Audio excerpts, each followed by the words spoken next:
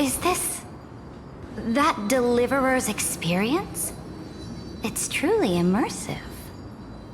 People beyond the sky apparently utilize this power to seal past scenery into crystals they call light cones. But I only know so much about the remembrance, so I can't completely replicate the past. But I'll do my best to talk about the missing parts. I'm all ears. Go on then. Do your best. But if your chatter gets too boring, or if I deem it offensive, then law will become forever beyond your reach. Got it. I'm sure you'll find this to your liking. After all, it's human nature to want to embark on a journey into the unknown.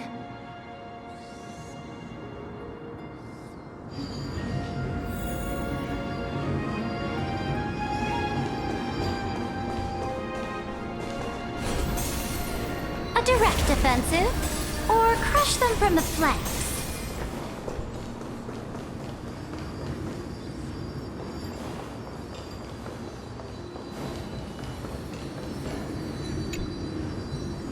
What brightly colored annals.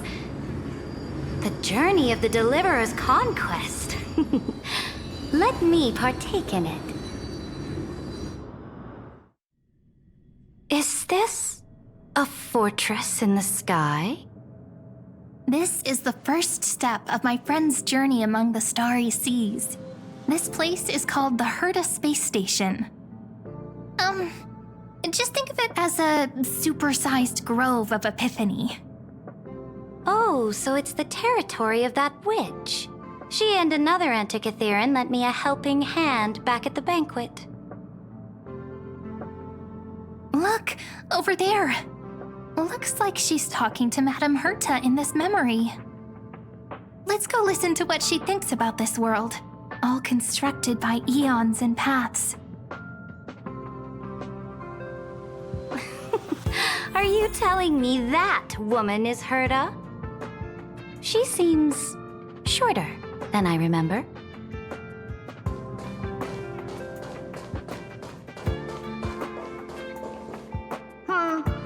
Pretty nice space station, huh? But just wait. After a couple more stops on the Astral Express, you'll see sights that'll make this place look ordinary. Oh, the cosmos is so vast that the unknowns far outnumber the knowns. But none of them will end up being anything amazing. The farther you go, the more you'll understand what I mean. So do your best with the nameless. Break a leg, and remember to send an update or two to Asta when you've got some downtime.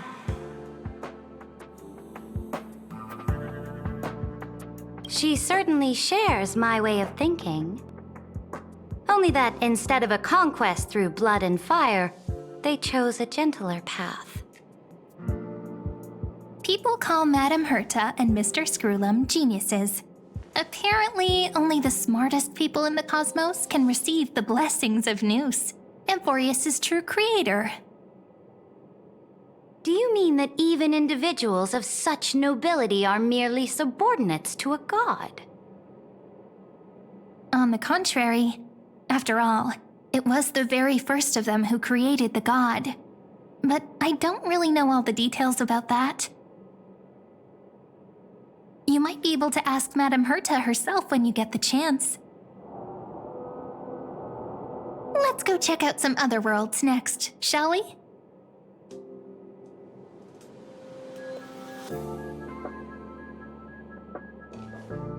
Oh, the cosmos is so vast that the unknowns far outnumber the knowns. But none of them will end up being anything amazing. The farther you go, the more you'll understand what I mean.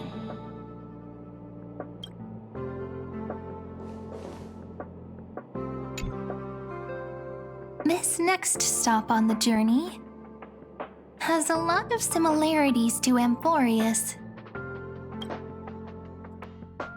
A snow-covered land? Interesting. This star is named Eurillo 6. That name sounds so cold. Belobog sounds better.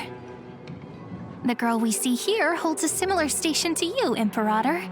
She's the supreme guardian of this world, a leader who took up the mantle of government during a disaster. I did not expect the Empress of this world to be so young. Well, your appearance isn't much older. The object in the distance resembles Nikador. Is it a weapon? No, it's called...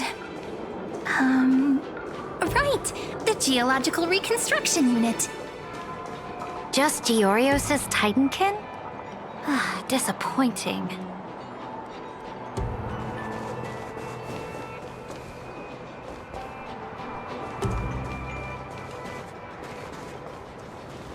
It's all thanks to you that we survived the crisis.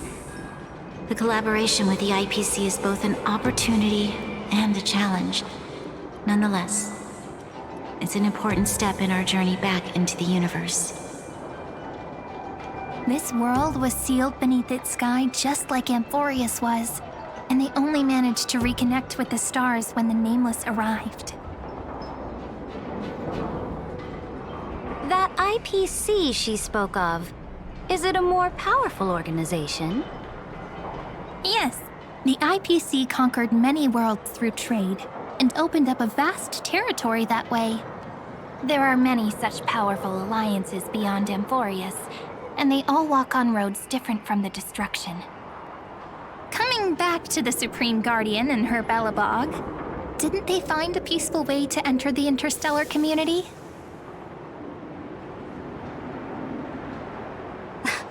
That cannot be true. That IPC would never have grown so big on trade alone.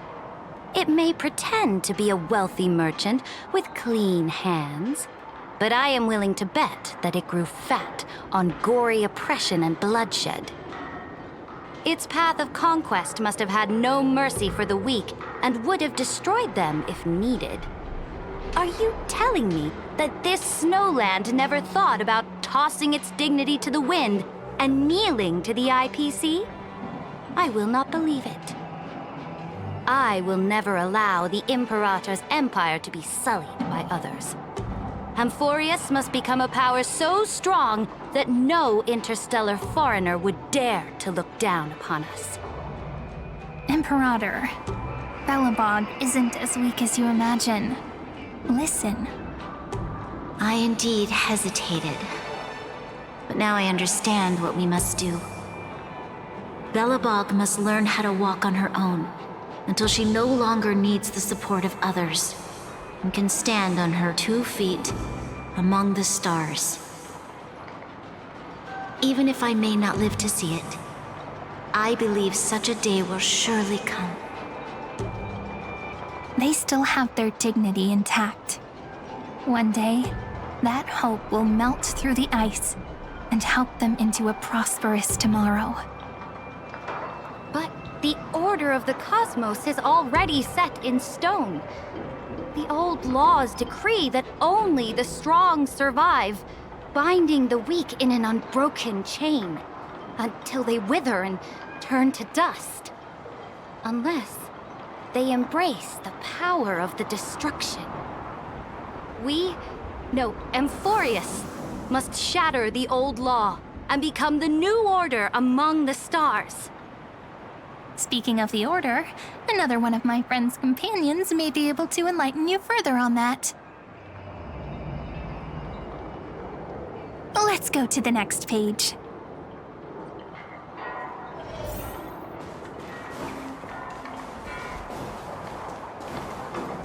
I indeed hesitated. But now I understand what we must do. Belobog must learn how to walk on her own until she no longer needs the support of others and can stand on her 2 feet among the stars.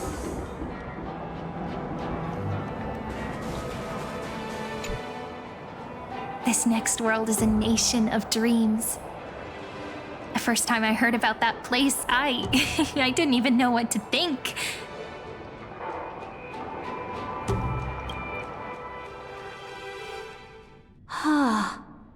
Such opulence does indeed evoke astonishment.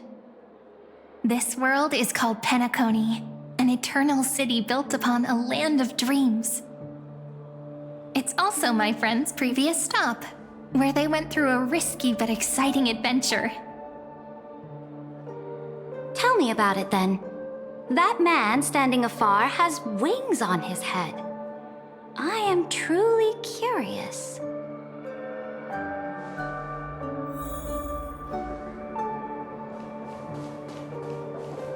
I wish to gaze upon the views of the Reverie Hotel one more time. I'll be just a traveler when I come back here again. And perhaps, through a traveler's eyes, even the things I once knew so well will feel strangely different. Penacony is a land of the harmony, where all dreams and hopes merge and combine. It believes in unrestrained freedom, and that's how it lost itself in shallow delights. Then, this young man before you chose to rewrite its laws, using the power of the Order, hoping to shape a dream-bound paradise of perfect happiness. Yet, the paradise of my dreams remains far away. Perhaps a brief journey with the Nameless can show me more possibilities in my search for paradise. As for what Penacony should look like, it'll be up to her. No, up to their trailblazing now. Oh, it sounds like this ideal kingdom is no more. That's right. The people chose to wake up at the end. You can't see tomorrow when drowning in sweet dreams. This individual's law acknowledged only gods and constructs, leaving no space for humanity. And yet, the fact that he could accept defeat and resume his journey shows a rare self-awareness and clarity of mind. You are also very self-aware, Imperator. Then you must know that the world promised by the destruction also has no place for humanity. I am indeed very aware of Lycurgus's honeyed words of deceit. I have seen enough. Take me back.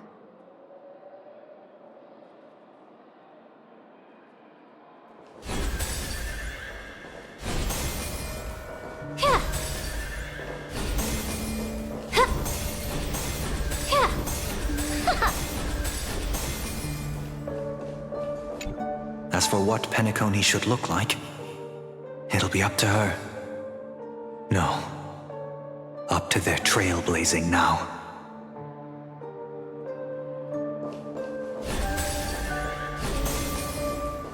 Then let's wrap up this trip down memory lane with one last scene.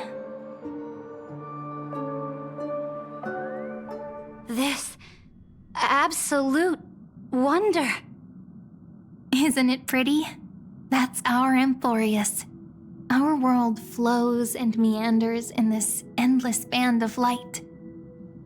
Though we were born from the designs of the gods and are not yet truly alive, the Chrysos heirs of Emporius still chose to stand against fate and carved a legend no different from that of humankind. Will you really renounce the heroes in this world's previous 30 million cycles, Imperator? Including even yourself. Will you bow to brutal destiny and allow that puppet master named the destruction to have their wish? I know what you want to do, sidekick. You want to use that deliverer's memories to influence me and tilt the scales of law toward her and the two geniuses. You really saw right through me, Imperator. How can one rule an empire if one is incapable of understanding people's minds?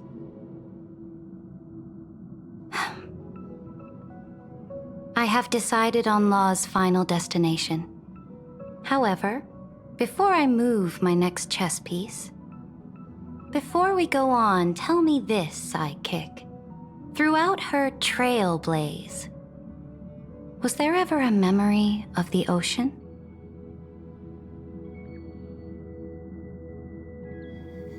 The ocean. my cradle, my home. You shall complete your conquest in the ocean at the boundaries of this world, and eternally slumber in the sound of tides.